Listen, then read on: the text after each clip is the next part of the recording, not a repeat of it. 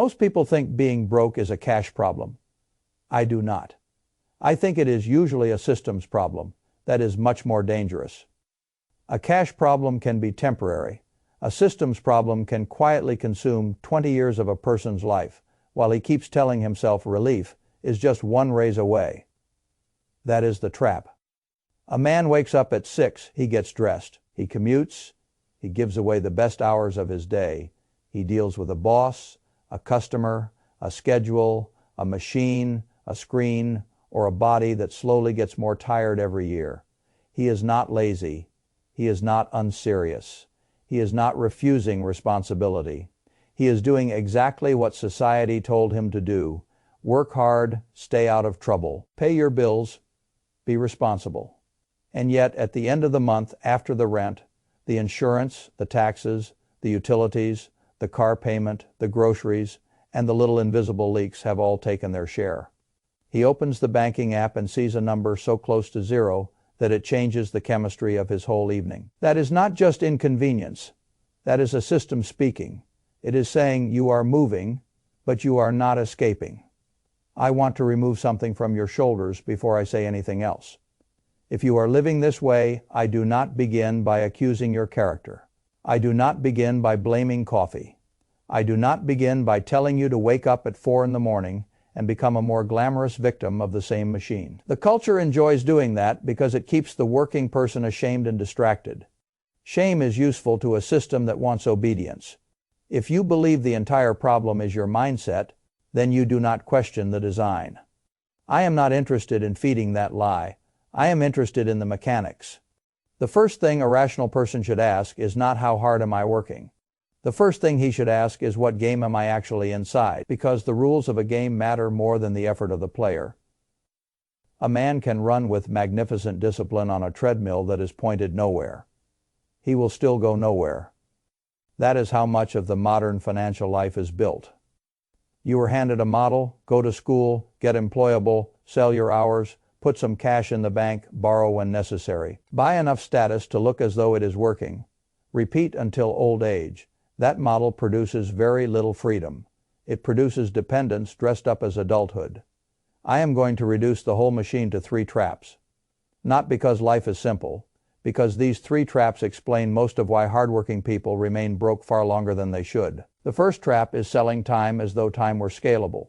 The second trap is storing wealth in a form designed to decay. The third trap is using debt to purchase the appearance of success while the substance keeps slipping away. If you understand those 3 things clearly, the fog begins to lift. You stop blaming your soul for what is really a structural problem, and only then can you begin building an exit. Let us start with the first trap.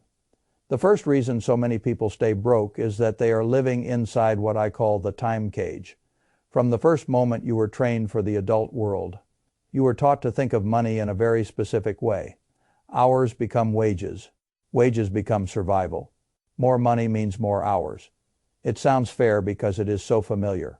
It is also the great financial ceiling for most of the population. Time is finite. That is the whole problem. You cannot print more of it. You cannot refinance it. You cannot ask the universe for a temporary increase in inventory. A day gives you 24 hours, and a meaningful part of those hours are already spoken for before you even begin working. Sleep, travel, eating, basic maintenance of the body. A person can become more efficient. Yes. A person can improve skills. Yes.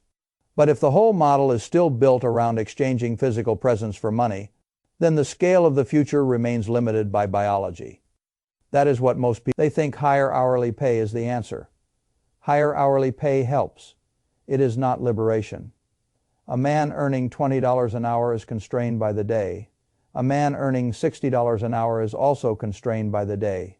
One cage is nicer than the other. It is still a cage. This is why so many high-income people remain fragile. The public imagines income and freedom are almost identical. I have never believed that.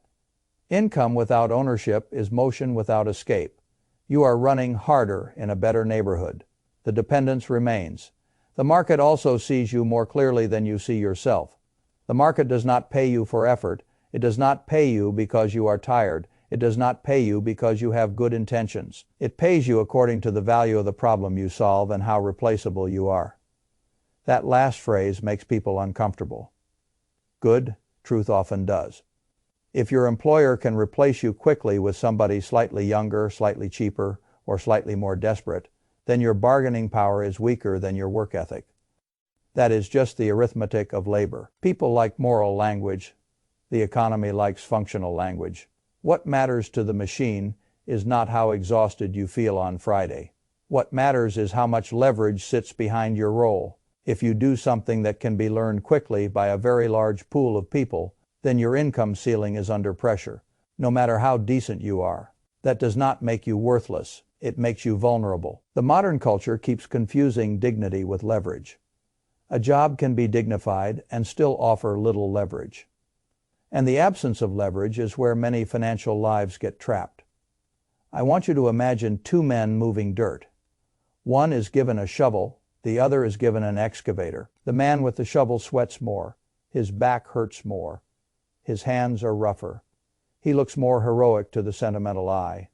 The man in the excavator moves far more dirt. The market does not care who appears more noble.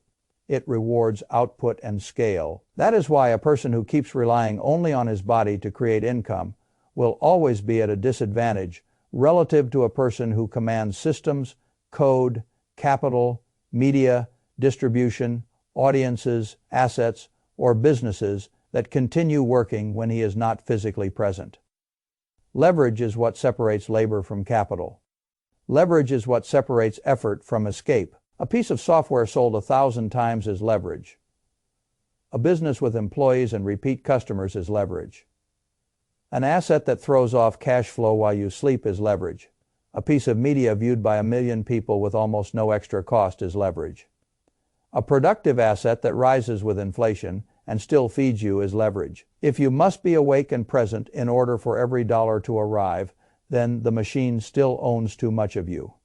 Now, I am not telling anyone to quit his job tomorrow and become a philosopher of leverage while the rent goes unpaid. That would be foolish. I am saying something much more practical. A wage job may be necessary. It must not remain the entire architecture of the future. That is the key distinction. Employment can be the engine that keeps you alive while you build leverage. It must not become the only engine you ever own. Once you understand that, your evenings start looking different. Your spare hours stop being random. Your learning becomes more intentional. You begin asking a new question. What can I build, learn, or control that separates my future income from my immediate physical presence? That is the right question. Not how can I grind 10% harder inside the same cage. The first trap, then, is the time cage. You stay broke because your income is tightly bound to your body, your schedule, and your replaceability. That is painful. It is also fixable. But if a person somehow fights through that, if he works hard enough and saves something anyway, he usually walks directly into trap. Trap number two is more insulting because it punishes behavior that sounds responsible. This is what I call the melting bucket. The world teaches children that saving money is always good. Put money in the bank, be careful, be disciplined, watch the number rise. That is not entirely wrong. It is just incomplete enough to become destructive. Cash has a purpose. Cash is not wealth. That distinction matters enormously. Cash is useful for transactions. Cash is useful for reserves. Cash is useful for short-term safety. But the modern saver is often trained to think that a pile of currency is the destination rather than the bridge. That is a dangerous misunderstanding. Modern money is not a stable block of stone. It is a claim inside a political and financial system that can be diluted whenever those in charge choose dilution over visible pain. That is the world we actually live in. The saver thinks he is storing value.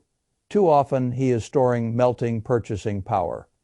If the currency can be expanded, and if the cost of life keeps rising, then a bank balance that looks emotionally reassuring may be economically shrinking in real terms the entire time it sits there. This is one of the cruelest tricks in modern finance, because it allows people to feel prudent while quietly getting poorer.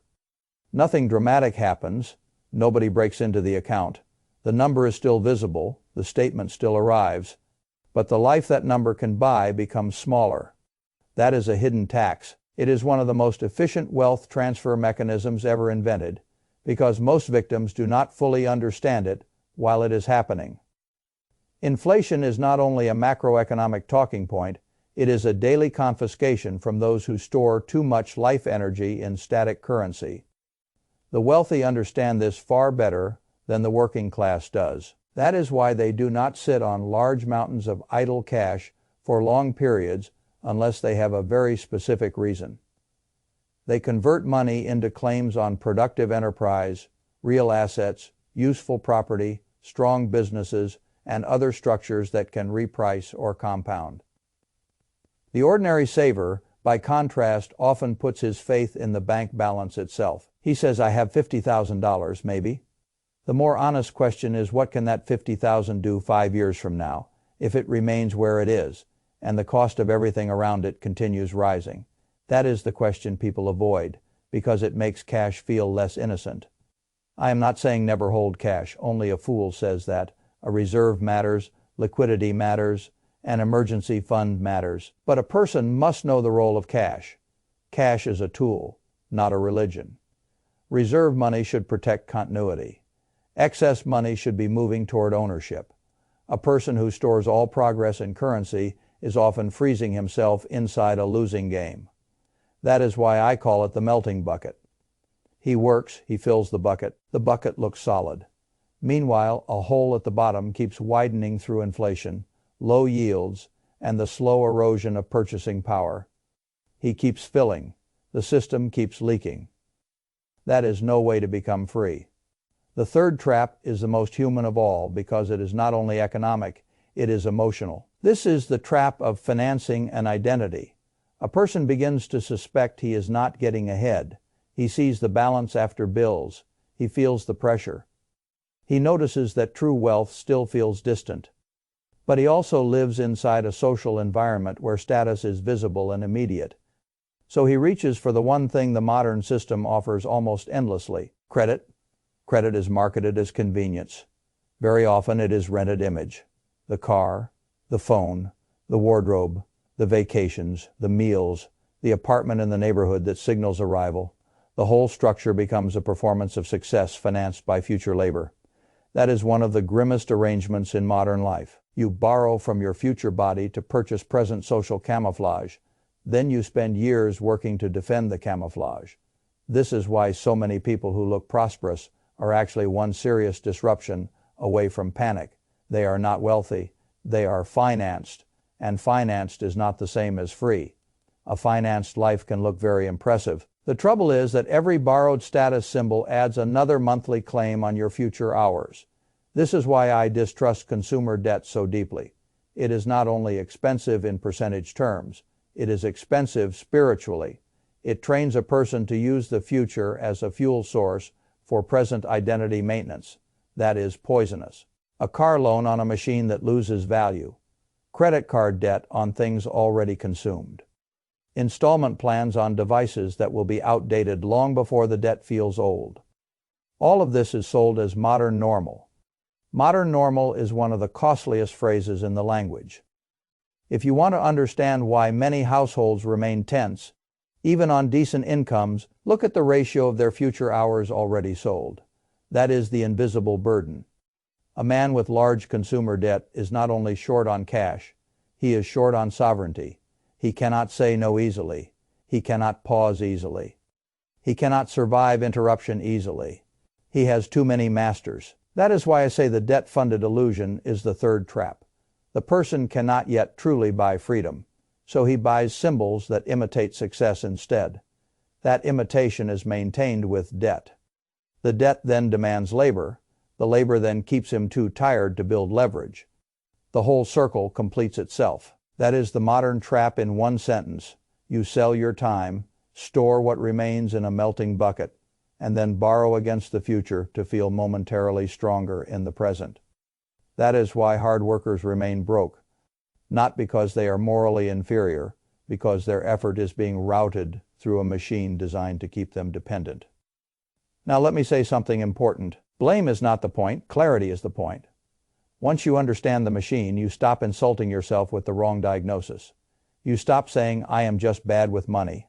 You stop saying, I am just not disciplined enough. Maybe you do need better discipline, but discipline aimed at the wrong target is still wasted.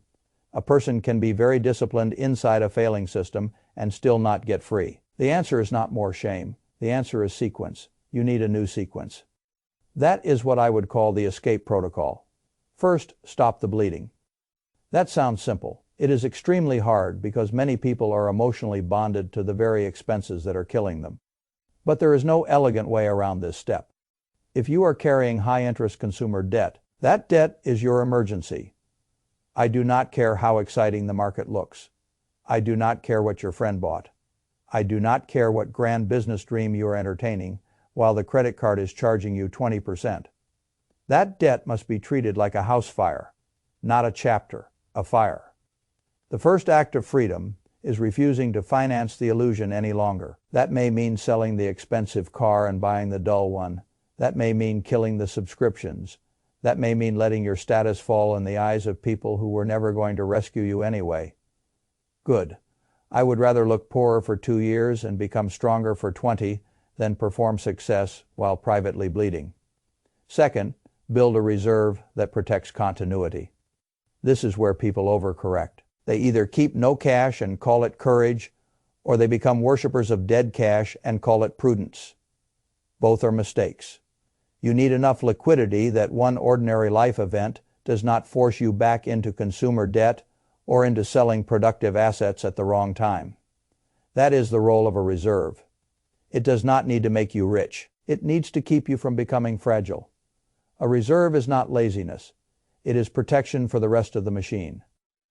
Third, build leverage. This is the part most people want to skip because it is the most demanding in the beginning. You will not escape the time cage by wishing at it.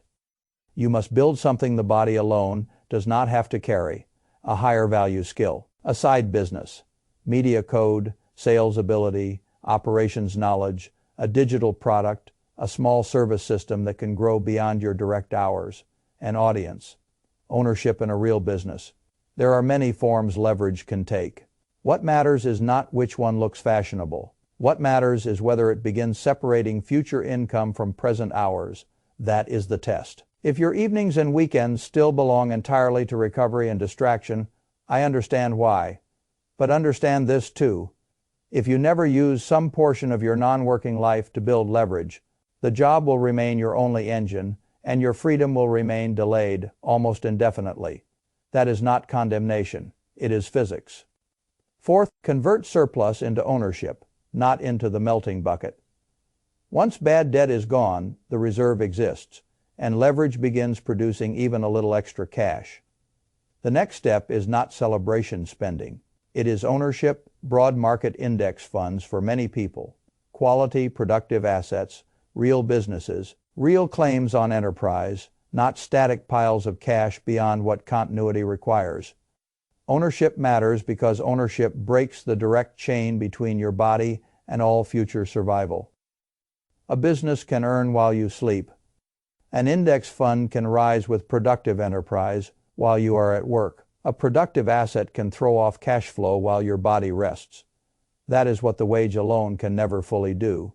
And fifth, reject the ego tax permanently. This may be the hardest step because it is less financial than psychological. You must stop needing to look successful before you have become strong. This requires an internal scorecard. You have to be able to sit in a reliable old car while someone beside you drives something much more expensive and not feel reduced. You have to be able to live in a smaller place than your income might theatrically justify. You have to be able to say no to the social spending that buys witnesses, but not freedom. That is not deprivation.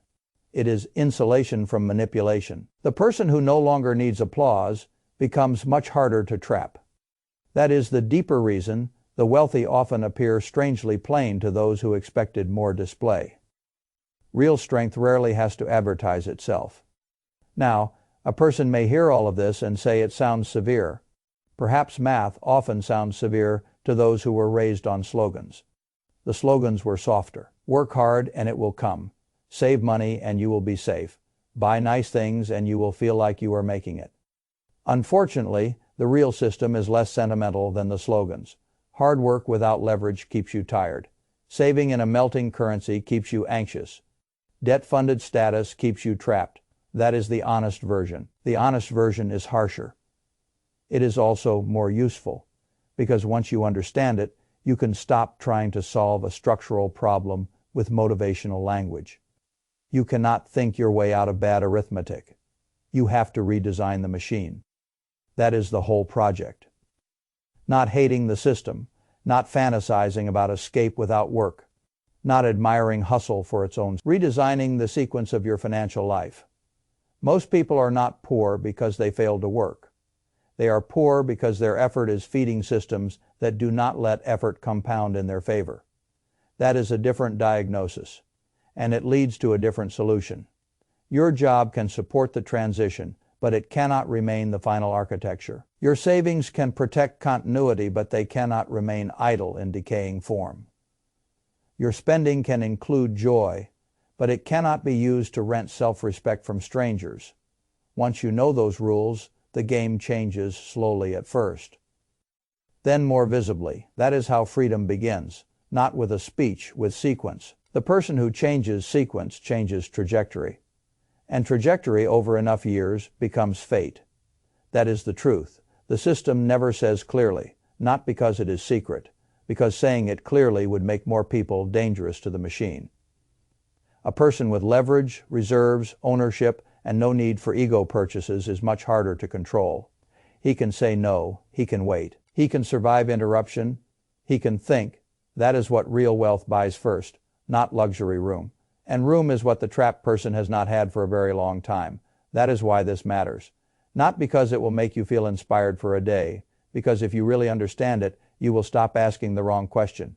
You will stop asking, how can I work harder inside a bad system? And you will begin asking, how do I stop feeding the system that keeps converting my effort into dependence? That is the right question. And once a person starts asking the right question, the maze begins losing some of its power over him.